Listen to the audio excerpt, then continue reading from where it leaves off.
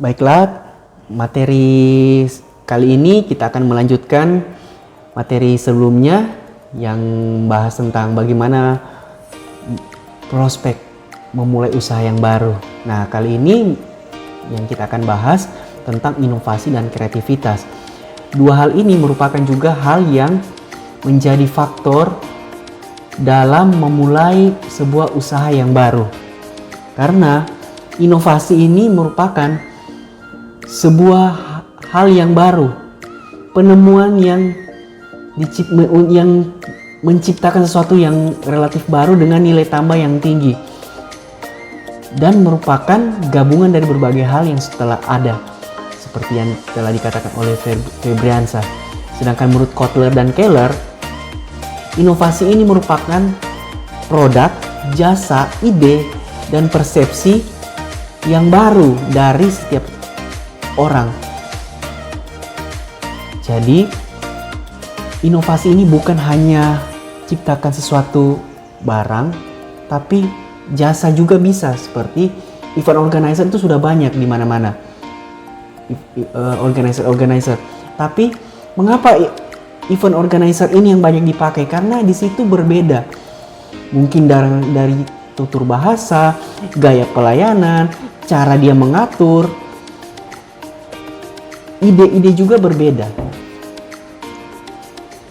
Dan menurut Makmur Tahir, inovasi ini merupakan sebuah proses kegiatan pemikiran manusia dalam menemukan sesuatu yang berkaitan dengan inputnya, prosesnya, ataupun output. Jadi inovasi ini bukan hanya sampai di outputnya, tapi kalau dia bisa berinovasi dalam hal perencanaannya ataupun prosesnya, itu pun juga bisa dikatakan inovasi dan bisa memberikan manfaat di kehidupan manusia. Kalau tidak ada manfaat, untuk apa diciptakan inovasi itu? Nah, yang kedua yaitu kreativitas. Kreativitas ini merupakan sesuatu yang lahir dari gagasan ataupun karya nyata yang relatif berbeda dari sebelumnya, seperti yang dikatakan oleh Supriyadi. Dan kalau dikatakan oleh Mahfudz, kreativitas ini merupakan proses yang dapat dikembangkan atau ditingkatkan di dalam diri seseorang, di mana dalam orang tersebut memiliki keinginan yang besar untuk maju, memiliki rasa penasaran atau ingin tahu, semangat yang besar, dan dia terbuka terhadap saran pendapat orang lain dalam mengambil keputusan. Sedangkan menurut Alma, kreativitas merupakan kemampuan untuk membuat kombinasi-kombinasi yang baru, atau dia melihat hubungan yang baru terhadap unsur variabel yang sudah ada sebelumnya. Oke. Nah, yang terakhir saya akan jelaskan tentang prinsip kreativitas.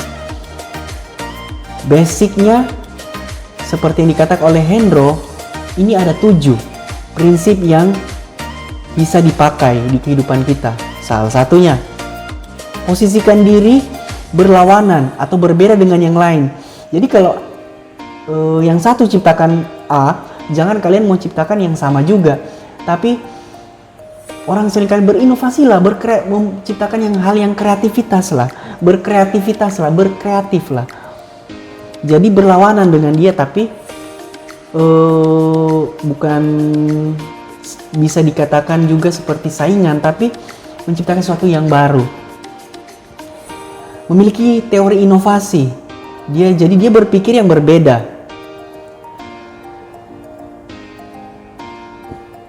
Yang ketiga, think more detail, berpikir lebih detail daripada yang lain.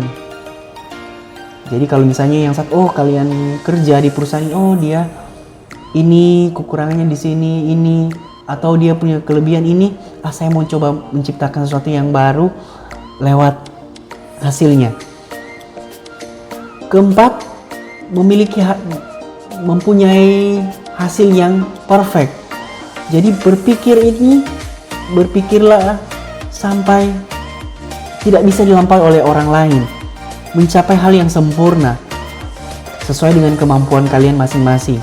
Yang kelima, berpikir untuk menciptakan atau memberikan solusi, bahwa setiap kesulitan pasti ada jalan keluarnya. Jadi ketika ada masalah atau kesulitan, mencobalah untuk berpikir kreatif untuk menghasilkan jalan keluar. Karena setiap jalan kesulitan ada yang jalan keluarnya. Yang keenam, kesulitan dan inspirasi itu dia sepaket, saling melengkapkan diri. Yang satu di depan, yang satu dan yang lainnya di belakang. Jadi saling ikut. Ketika ada kesulitan, disitulah bisa diciptakan sebuah inspirasi yang baru. Dan yang terakhir, knowledge only 1%, imagination 99%. Jadi pengetahuan yang Anda punya ini harus lebih besar dari knowledge. Imajinasinya harus lebih besar dari pengetahuan yang kalian miliki. Kalau kalian memiliki pengetahuannya hanya 20%, imajinasi harus lebih besar dari 20% pengetahuan yang Anda miliki.